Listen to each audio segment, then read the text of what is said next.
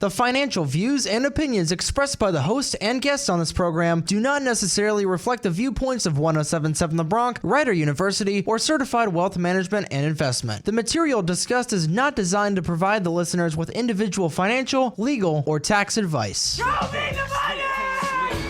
Where's my money, man? Here comes the money! Here we go. It's time to grow your bank as 1077 The Bronx presents Master Your Finances with Kurtis Baker, a certified financial planner professional with certified wealth management and investment. Kurt and his team of financial guests will help you turn those singles into seas of green and plan your financial future accordingly. Now here's your money managing host for the hour, Kurtis Baker.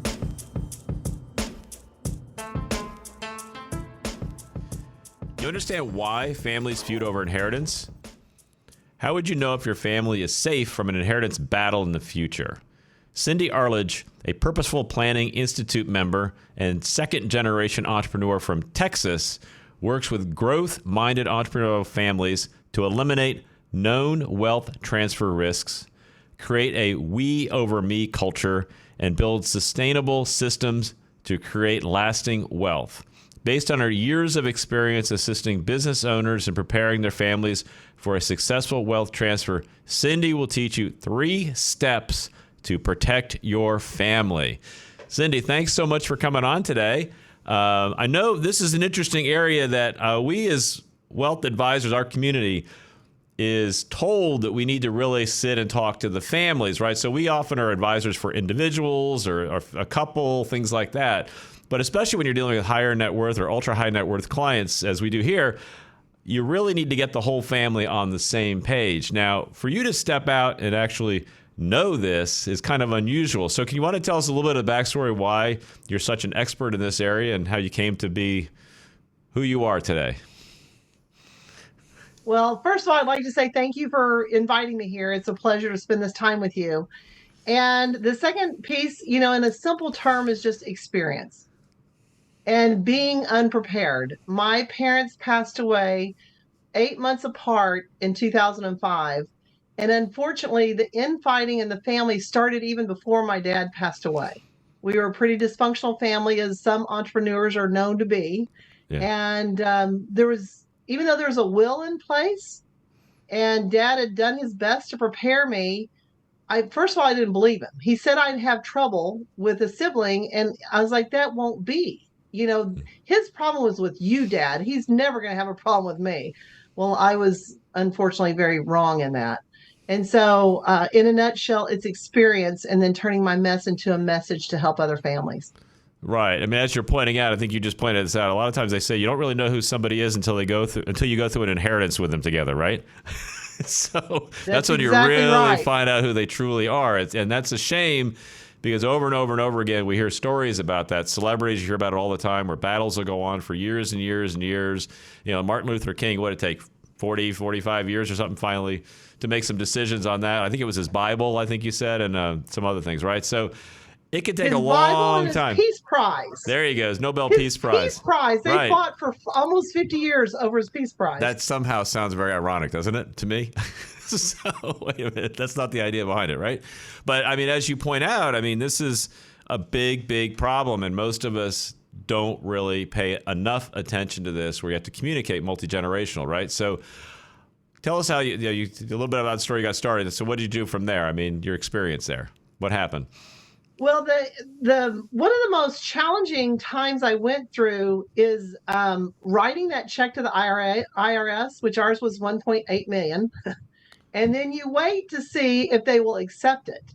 And nobody prepares you for that waiting period, that waiting zone of, you're going to receive an inheritance, but it hasn't happened yet. And so you're just kind of in this waiting period. And during that time, I found out I was confused about money, which would make sense because my mom used money for love and my dad used money for power. And in that waiting period of expecting to receive a couple $1 million, I was totally confused. So being a lifelong learner, I decided to just learn about money. And because money is an amplifier, whatever your relationship is with money, before you get more of it, it will be more of what that is. So if you're greedy, you become more greedy. If you're generous, you become more generous. If you're confused, you become more confused. So I spent that time really digging in, and I was shocked and somewhat appreciative to learn that what had happened to us is, I would say, normal if it happens to 70% of families. Like over 70% of families will have a loss of assets in that first transfer. Wow. And so that made me kind of feel better. You know, I go, well, at least we're not, the only ones going through Misery that. loves company, huh? Yeah. So, Yeah. a little bit. And then when I discovered that less than 10% of families are able to keep it to the third generation, that was even more shocking because my mom and dad were Depression era babies that had worked their whole life and really wanted to give us kids and their grandkids an advantage. And had spent a lot of money with attorneys to make that happen. And before they were even gone, we were already fighting over it and losing. It was just so shocking to me. So instead of studying the people that weren't successful, I set out to study the people who were. And in doing so, I found the family office industry, and I found these legacy families that are able to retain wealth past the third generation and longer. And what was fascinating to me is that their success lied on the family, not the money. Right. Yeah, that's very true. Yeah, so I mean, it's important, as you mentioned, the family office experience where everybody kind of works together, all the experts, the accountants, the attorneys, the advisor, things like that, are more in coordinated effort, which doesn't always happen in our industry, unfortunately, right? And so that's an important part of really making sure things are done correctly when the experts literally talk to each other and involve the family and the generations that are involved as well. Everybody has to be involved to make sure it's all going as we would want it to go, correct? Well, and yes, that point, and the people had a plan for the advisors to work with the family. They Right. knew what they wanted. It wasn't just like my mom and dad. He built a $10 million empire and wanted it to help his kids, but had no plan on how to do that. And in fact, because he changed his mind, and my mom was an Alzheimer's patient, their wills didn't even match. Oh, goodness. So it was crazy. And as you probably know, like with business owners, when they think they're going to hand it off to the children, they go, oh, well, I'm just going to give it to, Johnny. He likes to run businesses, and Susie, she doesn't really want to. And so what happens when this happens? Because they're like, well, Susie says, well, I still want my money, right? And Johnny says, well, I'm the one working, right? So you have to kind of walk through that whole process about what's fair to everybody, right? Is that kind of what we're talking about a little bit? Yeah, that is a piece of it. Right. What I've discovered that I help my clients with is actually start a on-the-job training program while you're still alive to mentor them. Mm-hmm. Because oftentimes we ask our kids to take over business that they don't want and they're not very Right. good at. So many times selling the business at the height of the value and then finding a really great wealth advisor to grow that wealth and purchase, wealth at a discount for future generations is a better legacy than trying to pass, a business that may or may not fit with the gifts and talents of the next future generations. Oh, I would have to agree 100% because you see some families where they do the transfer of the business. You see other families where maybe one or two people want to buy out the business from the rest of the family, and others are like, none of us want to be in that business. Let's just take the highest and best value when we can, and then we'll decide what to do with the assets once you've liquidated, so to speak, and you transfer that. And there's different strategies for each of those. They're not all handled the same way, right? So. Exactly. And then as a family member, you can create rules, which is what I do, the legacy planning, a set of governance of how to make decisions on how to use that money in future generations. So how do you start this process, right? So now if we recognize, hey, I mean, some parents don't want to talk to the kids about money. Some people don't want to have these conversations. I know I'll speak to myself because I'm a little older generation. I mean, we didn't really discuss money in the family as far as what our family was doing with their money, so to speak, until much, much, much, much later. I have these conversations. That just wasn't really done. So it wasn't an integral part of our conversations as a family. So how do you kind of start that process to get it so, hey, have some communication about what's actually happening here? Because I guess it's very, very important. That's the part we kind of miss. It's extremely important for everybody.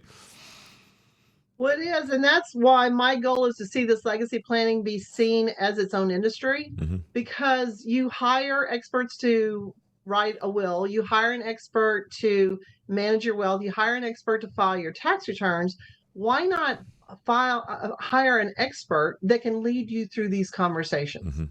Because it's extremely hard to do when you're trying to have these conversations with your children or grandchildren, because they're looking at you like you have an agenda.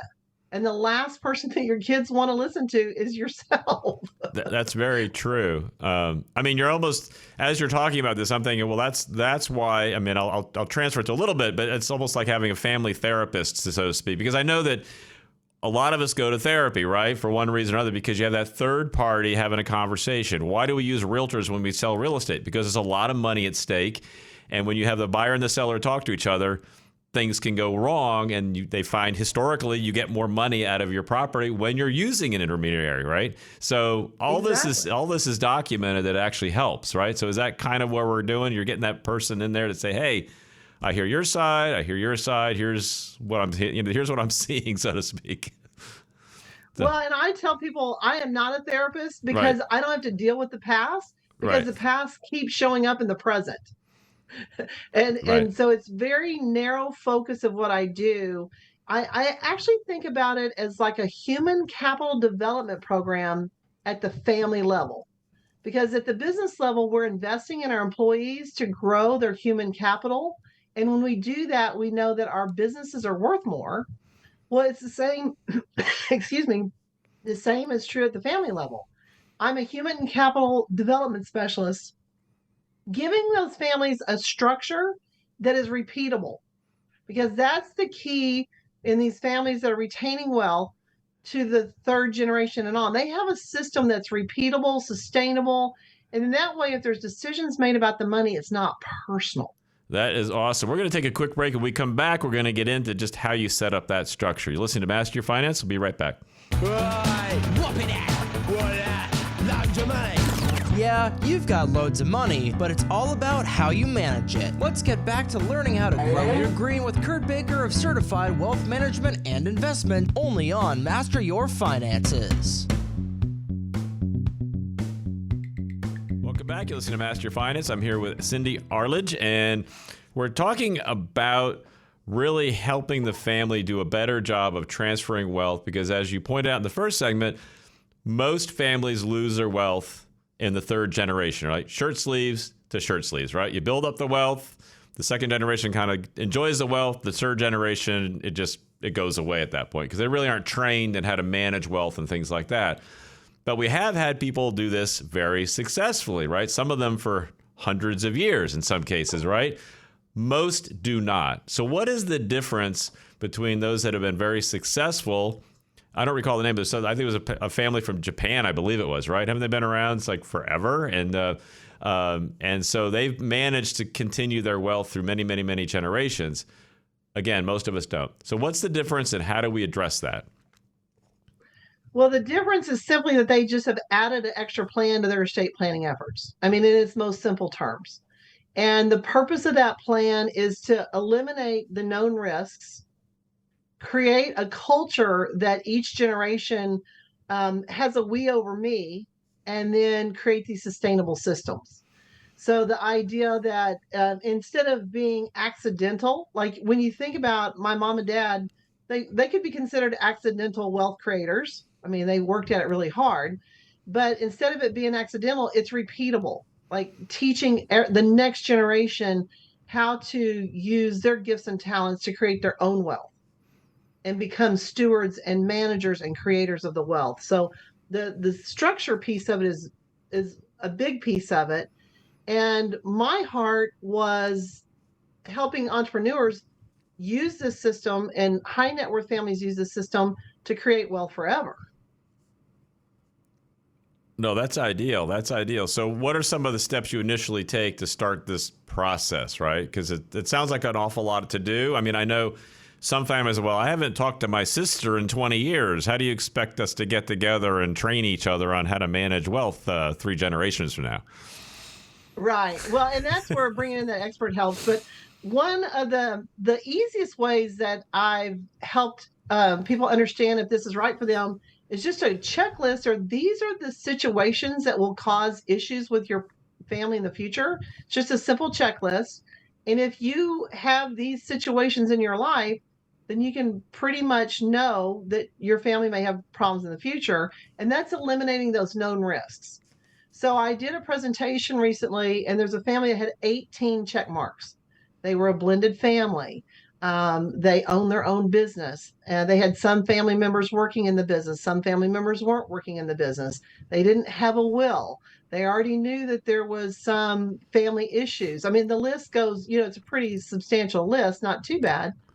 But those unaddressed will surely show up at the transfer. Oh, yeah, that's interesting, right? Because, I mean, people think, well, if you don't manage, I know some of the people that have set up, like, getting ready for inheritance, right? They're like, well, I'll let the kids worry about that. I hear that a lot, right? So, well, the simple things like who gets to China, as an example, right? Well, I'll let the kids figure that out. Well, guess what?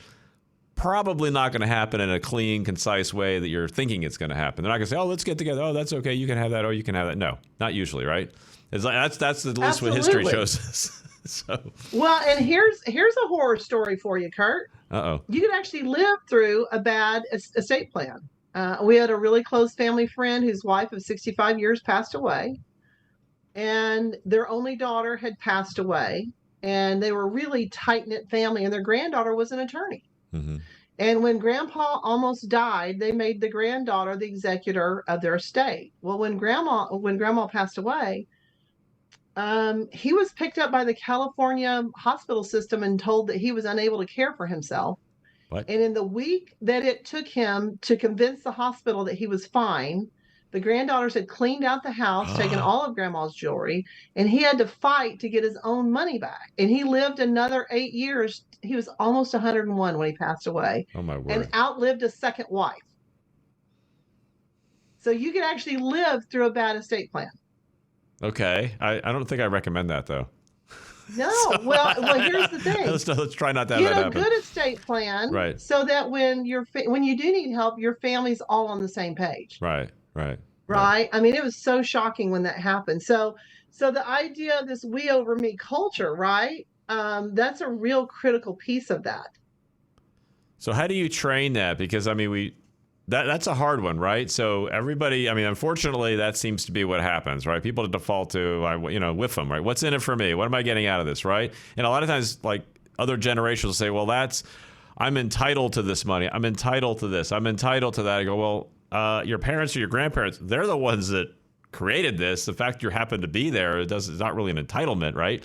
At least that's my personal view, right? I mean, it's like, okay, it's great, but I didn't get entitled to anything. I didn't earn it, right? They did. They can do what they want to with it. So how do you kind of get over that kind of mentality about how different people view that wealth that may be coming down the pike? Well, we've got 3 different plans that we work with families. We have a family conflict resolution plan because oftentimes conflict can either destroy your family or it can actually make it better. So when a family defines how they're going to resolve their conflict within their family, and I'm talking about a formal resolution plan, right? Everybody agrees to it. And that's the big piece of legacy planning that's different, is that instead of planning around the family, you're actually planning with the family. Mm-hmm. And so that happens in regular meetings, right? So my family, we've been doing legacy planning for 10 years now. I have 2 daughters and a stepdaughter. We're up to 5 grandkids. And so we meet on a regular basis and we have an agenda and we know what we're going to talk about. And the other piece of this is we have a family harmony plan.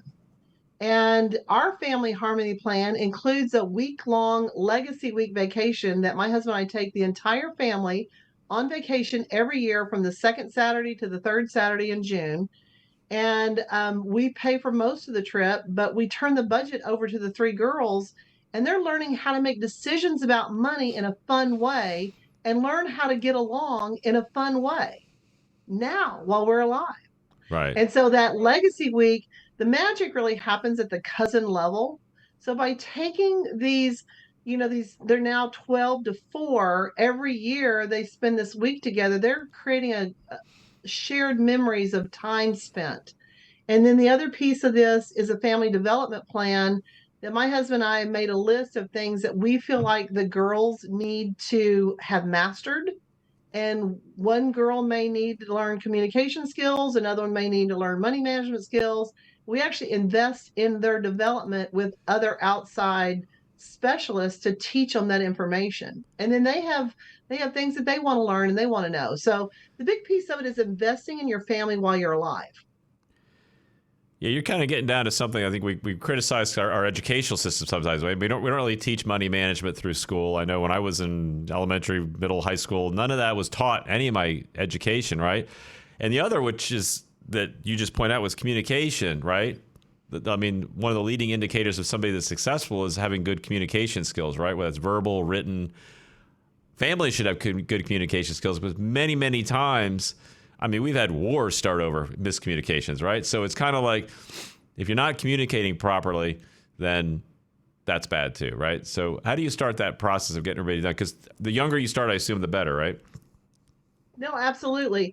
And we actually, another piece of this, I'm going to take a left-hand turn with you here. We actually have a team of people that we call our board of directors or virtual family office. We will host a seminar for the family and have our experts come in and train them. And so now you're building a relationship with your advisors, your brain trust, and they're providing that information to your family, and everybody's receiving the same information at the same time. And so it really is, a great way to increase that human capital development at the family level. And the other thing about this is preparing them for their future roles. So many families have asked a child to be their executor or, a backup executor to a spouse or a trustee. Well, where do they get the training for that? And so we provide that training for those future roles while everybody's alive. And then the third piece of this kind of participation, we over me culture, is to create a purpose for your wealth that's bigger than the family, because then you're not so entitled. The family has, I used to do values-based, but I've actually changed that to working with convictions with the family. What is the family convicted about making the world a better place? And then everybody's can use all their various values to impact the world as a family. And that's really one of the key pieces of doing away with that entitlement piece. Well, that sounds really awesome. So, how do you start that process? Because families can be very large, right? And if you get more than a couple people in a room, it's hard to get everybody to come to the same decision, right? We're all going to disagree at some level. So I'm just seeing a couple of things here. How do we get them together, and how do we start that process? Well, and let's even talk about, June 2020, families couldn't even get together at all, right? Right. So we chunk it down into tiny little bits that we just make baby steps forward. Rome wasn't built in a day, and we try to make it as fun as possible. And so we can do by Zoom meetings. We can do it monthly meetings. We can do it annual meetings. It's just whatever works for the family is what we work with. Well, that's awesome. We're going to take another quick break now. You're listening to Master Your Finances. We're not just doing this for money. We're doing it for a load of money. If you want to learn how to make and manage that kind of money, turn the volume up as we get back to Master Your Finances with Kurt Baker of Certified Wealth Management and Investment. Welcome back. You're listening to Master Your Finances. I'm here with Cindy Arledge, and we're talking about really getting families to have a long-term success with their wealth, right? Not just the family, the first generation that earns that wealth, right? We hear all these stories. Most of the people that are very wealthy now earned it themselves in this particular generation, right? Elon Musk did it. I mean, Bill Gates did it. All these people you hear about, Steve Jobs, I mean, many of them made a lot. But now the question is, what happens next? And one of the things that comes to my mind is that families are extremely diverse, right? You may have a small family, but you could have 10, 20, 30, 50, even more people involved sometimes when you're talking about some of these larger families. How do we get them all together to kind of buy into this plan and participate the way we hope they will for the benefit of everyone, right? We know it benefits everyone, but some maybe say, like, I'm not interested, I'm too busy, whatever the case may be. There's going to be excuses, right? So how do you work through those objections and then get people to kind of come together for a common goal? Well, that's a great question. And it's got various answers to different pieces of what you just asked me. So when I am engaged by a family, the first thing that I do is lay that foundation with the founders, because they need to know where they want their wealth and how they want it to affect the family. So I work with them first, and we have an initial family meeting. And that's where the process starts, where we invite the rest of the family in to participate. And some families, not everybody's going to get invited. I mean, there are some families that have some issues. And so you start with the ones that will show up. Okay. And then for us on our harmony plan, which is the fun plan, they know that every year we're going to go on this vacation. And if something is in their lives and they can't come that year, they know that they're going to be invited the next year. But we try to make it so much fun that they don't want to miss it. Like this year, we took 13 people zip lining, horseback riding, and just doing really fun stuff. So it's like their week to come together. We rent this huge house. We have fun, and they're really different. Our girls are very different, right? Mm-hmm. So it's first of all, on the harmony side of it, who's going to show up, and don't force it, but make it so irresistible that they want to. Mm-hmm. Later on, when you get your structure set up, that's where this governance planning really comes in, because it doesn't require the entire family. Once you get your that board of directors or that brain trust together, and you we help families create a family constitution. Well, then they can start setting up councils, and they can send representatives from their family branch to come to the meetings. And then a big piece of this is communication. So for my husband and I write my daughters a monthly letter every month. And it's just a little bit of wisdom that I want them to know, and then I keep it together in a big book. And twice this year, what I was going to write was changed by current events. And I pictured my family 100 years from now finding this legacy book of these monthly letters and thinking, I didn't even know our family lived through that. And I will tell you, one of the events that happened to us is that Uvalde shooting of the children in the school. Mm-hmm. And so what I was going to write that month ended up changing, because I wanted to share what I was thinking about that with my daughters. And again, thinking of future generations, I hope someday that there's people that aren't even aware that people used to go in and shoot at schools. Like, right. Oh my God, that really happened? You know what I'm saying? Like, that would never happen in 100 years. And so to have that firsthand experience of what we lived through in that experience is pretty, it gives you the why behind taking the actions. So it's like a family historian type thing. You're really kind of tracking things as they're happening, right? Based on what's going on at the time. And how that's important, right? That way, 100 years from now, the family can look back and see, well, why do we do the things the way we're doing them now? You can go back to like you're delving into the wealth of knowledge that you have, multi-generational knowledge now, right? So you're adding this all together, and then the following generations will hopefully benefit from it, because sometimes knowledge is lost, right?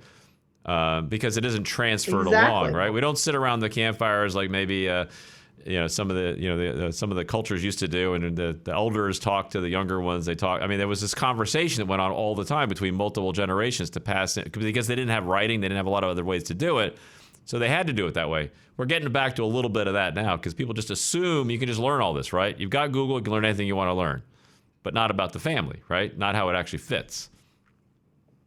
Well, and every family has their own way of doing things. Mm-hmm. One family, I don't know if you've ever heard of Mitzi Perdue, but she's been 14 generations on the Sheridan side and married into the Perdue side. They've got, multiple generations of having this wealth. And in their family, everyone's expected to write their own biography when they're 60. Oh, wow. And so now they've got this whole bookshelf of previous family members that have written their own biography. Another family takes a family photo at Thanksgiving and puts it up in the hallway. And when the youngest son's wife got to come to Thanksgiving for the first time, she went down the hallway looking at the pictures, and she said, well, how come you never had a date for Thanksgiving? And he said, because I watch my brothers bring dates and then get married, and then their wives ask, well, who is that? Who is that? Who is that? And so even having a simple tradition of having family photos can alter behavior. So every family is different. And I help them find out how to pass that character and values and convictions from one generation to the next in the most meaningful way. You just mentioned getting married, so that brings on another aspect, right? So you can have the family involved, but now that somebody gets married and you bring in a new spouse who has not been necessarily trained in what's going on, so you've got to bring him or her in at that point, right? At some point, and that's what I think that's where tradition might help, right? This is just the way we do things. I mean, does that kind of help? Well, it does help. Yeah, and it strengthens that family value where they don't bring the wrong person home. That's true too.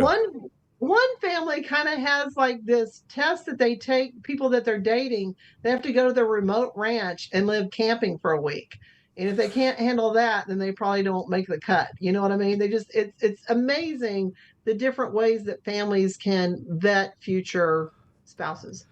Oh, so we're actually getting a selection here. But that's very interesting because you're teaching communication. Now you're teaching how to pick a spouse as part of this, because that's part of the success, right? More than half of the marriages end up in divorce, correct? So if you're a little bit better at picking somebody that fits into yourself and your family atmosphere, then you're probably going to be happier. They're going to be happier too, frankly, right? Everybody's going to be a little bit happier if it all matches. And to your point, it's because we do the groundwork and the legacy planning that people know what they know. And it's okay to be who you are. Right. Inside the family, when you build the structure right, that there's room for everybody, but you're still going towards that common goal. Okay. Of making the world a better place. That's awesome. So we get everybody participating, right? You set up kind of that structure. So how do you decide it sounds like almost like a family mission, multi-generational family mission. I mean, why does our family exist? How do we want to impact the world 100 years from now? What do we want our footprint to be out here? Yeah, I actually have a giving exercise that I work through with the family. And so that everybody has a voice, we use a nominal group technique. And so the family actually votes on it and everybody has input. I think that's what really makes the difference. When you add a legacy plan to what you're doing, the entire families are participating, because without it, we're relying on paperwork to do the talking for us after we're dead. Right. And the next generation may or may not want to take that baton. But when they're a part of creating it, then they're much more likely to want to steward it and not become entitled and make sure that it continues. Right. So you want to go through some of the tools that we teach the family and like how to implement this and how to make sure it carries out the way we're hoping it carries out? Well, one of the tools is that they create a family constitution, almost like a governance document. Right. That's a great one. Of course, we have the conflict resolution plan. We talk with families about how much do they want to invest in their family. And some families actually set up permanent funding so that the wealth just creates itself to pay for their legacy planning. So it's ongoing. And then, they have the epic family mission. Lots of families will just like create a placemat at the dinner table so that it's right there in their face. And it's about, and I will tell you, for our family, we have all our family pictures from our trips. So when the grandkids come spend the night with me, they see the progression of the family. There's unlimited tools that we can use to meet the family's needs. We know where we're going and we can create unique tools to get there.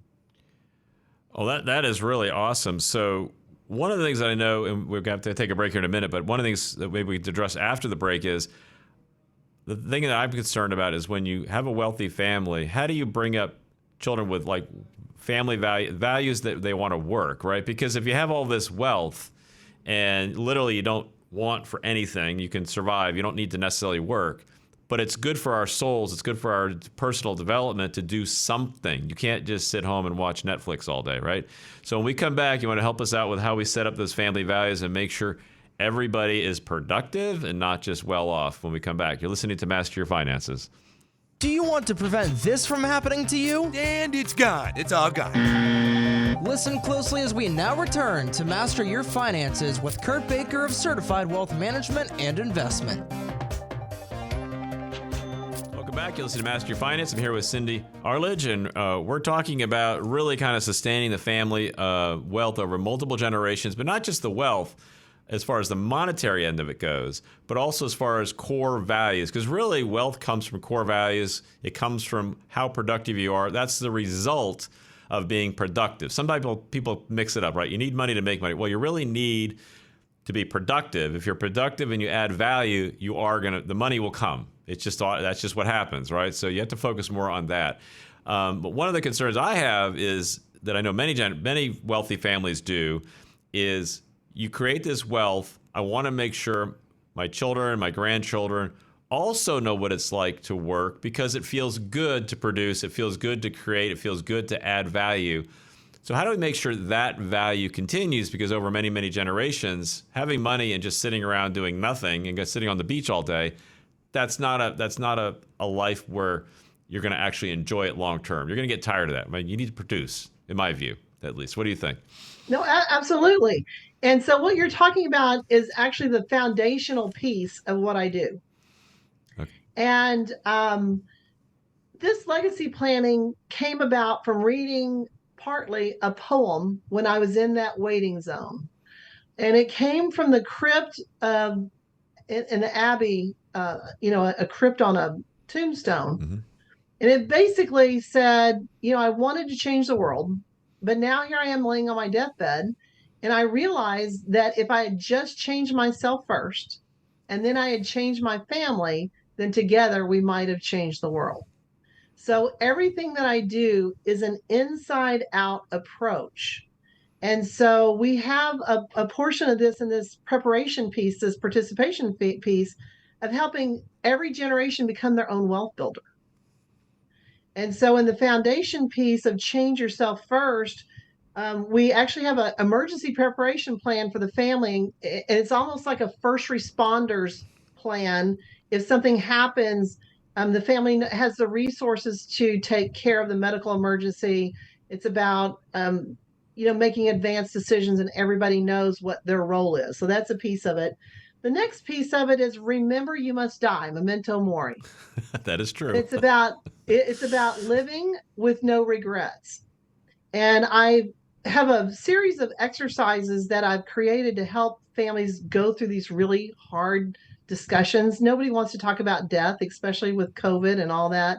But when we live with the end in mind, it actually leads to our best life. And so in this foundation piece, we talk about personal legacy and we talk about being authentic, and then we talk about living with no regrets. Well, when the family members are old enough, I take every family member through this foundation piece to help every single adult discover what is their zone of genius, what is their authenticity. And then the last piece of this is living by design. And this came from just the pain that I went through after my mom and dad passed away and the loss of relationships, is really understanding what does it mean to be human? Like, we truly are spiritual beings living in a physical world as feeling creatures who think. And if you want me to, I'm going to repeat that because this is like the heart of what we do. We are spiritual beings who are living in a physical world as feeling creatures who think. So much of the plans that are based around this planning that we do is on the thinking level, the physical level, but this legacy planning is really a heart-centered, spirit-lived, plan that we put together. And so when we take the family members through this, we talk about just universal laws. And this is where this idea of, I don't have to be a therapist, but I can help the family develop what I call a formula for living. Like, what does this family believe is to be true? And I read constantly, and I'm always bringing in ideas that I learned. And one of the things that gets us in trouble is that when we lose a loved one, we're in loss and grief. So there was an author, Jill Bolt Taylor, that actually had a stroke that shut down half her brain. And in doing so, she experienced nirvana. She couldn't even separate herself from the shower water. And then she recovered from that. And it just so happens that she's a brain scientist. And when she gave her speech, My Stroke of Insight, people wanted to know, how do I experience that nirvana that you experience without having a stroke and shutting down half my brain? And so she's like, well, I don't know. So she spent the next 5 years figuring out how the brain works and how to experience that nirvana. And so one of the things that she was able to identify is that we have 4 characters in our brain. And one of those characters is the 5-year-old child that's afraid of everything. Well, what happens is that when we have a loss in the family, the people that are showing up to settle that estate are in the right side of their brain in that 5-year-old, this is mine, I'm not safe.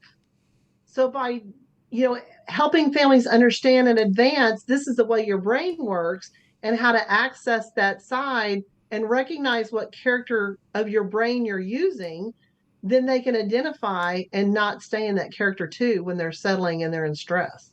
So that's just, a piece of what I do. And then helping every generation decide how they're going to become a wealth builder, and then using the Constitution and then a governance plan that the family agrees how they're going to use their wealth. One of the families that I'm familiar with here in the Dallas area, they said, we don't want to create this wealth and not let people use it, but we don't want them to become entitled. So they've created rules around their wealth that we're not going to ever use any of the principal. We're going to give this much, but everybody's expected to create their own. And so you work together to create those rules in advance. So how does that part work? Because I mean, if I have this wealth that's created and we're living off, the returns, so to speak, on the corpus of the wealth, what's my incentive to go out and create my own if I'm getting these checks like from the family coffer, so to speak? Because I should be producing, right? So how does that dynamic work? Yeah, and so every family does it different, right? Okay. And so there's some measurement tools that they have, and you can't plan for the 1% that doesn't work. You have to plan for the 99% that does. And some families have an exit plan that if you don't want to participate in the councils and you don't want to participate, there's an exit plan for them, right? And so you may always have that 1% that's going to lower their lifestyle where they don't have to work. But at the end of the day, we have to give people free will. Right? Oh, no, I agree. That's kind of what I'm getting to. Because, I mean, well, some people, you've got everything, right? People that don't want to work, people that can't, right? They may be physically or mentally disabled, and they literally have to be cared for by the family. So I'm sure that's addressed, right? I mean, most plans address that. Absolutely. But absolutely. If somebody says, I don't like the way this works, so it almost like sounds like you buy them out, or they go, okay, well, here, go on your merry way, and that's it. So. Yeah, no, every family is different, but we try to account for as much of those in advance as we can. And then when it's in writing and everybody knows what it is, then they can either agree to it or not. I mean, what we're talking about here is shared assets that you have the economy of scale. And some families decide that it's not worth it, and they just separate the assets and go their own way. I mean, and to your point, there's changes in people. You may have somebody that becomes addicted to drugs. Right. You may have somebody who is in a domestic violence situation. So you just try to account for those situations and know what the plan is going to be in advance so that it's not personal. It's like, okay, if you want to live off the checks, then this is your choices, but it's known in advance. It's not like, well, Jimmy just bought, it's not about Jimmy. It's about, here's our Constitution. Here's what we've agreed to. And these are the consequences of the actions. Yeah, that is pretty amazing, because most of that is, one, is not addressed. And two, if it is addressed, it's kind of a verbal understanding and like, hey, I'll do this if you do that kind of thing, right? You're going to take care of mom when she gets older, or you're going to do this. But nothing is actually kind of documented. And I'm assuming this can be updated over time, because if you're talking multiple generations, then what they get this almost sounds like you're setting up a government for the family, right? It's exactly right. Basically, and kind they of mini have to government. be flexible. Right. Yeah, you're exactly right. You get me all excited, and it has to be flexible and adaptable, because who could have ever, we could have never predicted 2020. That is very true, right? So it has to account for the unknown, so to speak, right? But I think that gets back to the core value end of it, right? So if you handle the core values and you know where you're coming from, handling the different events that are going to happen, it all emanates from that core value strategy, right? That you want to sustain this long term, right? And I can even give you an example of our family. And, before we have to leave, we are a member of the conscious capitalism movement of that it's good to make wealth and that it should serve a higher purpose. And I also run commercial real estate and investments in commercial real estate. And the first people knocking on my door for a discount were my big corporations when COVID hit. And so because we serve a higher purpose, we knew that we wanted to help all of our tenants stay in business. And so we set up a plan, and every single one of our tenants made it through COVID because we made concessions on rent and helped them stay in business. Well, that is awesome, Cindy. Thank you so much. There's so much information here, but I mean, that communication is key. Getting the family all on the right page, all the same page as far as how you're going to handle things and being flexible about it, and really building the family core values that can be multiple generational wealth and just continue on and on and on is fantastic. Thanks again for coming on. Appreciate it very much. You're listening to Master Your Finances. That's all for today's episode of Master Your Finances. Miss Kurt Baker's biggest money managing tip or even a full episode? Head on over to masteryourfinances.us or 1077thebronx.com/masteryourfinances. Look for Master Your Finances on Anchor, Spotify, or anywhere you get your podcasts. We'll see you next time only on 1077 The Bronx.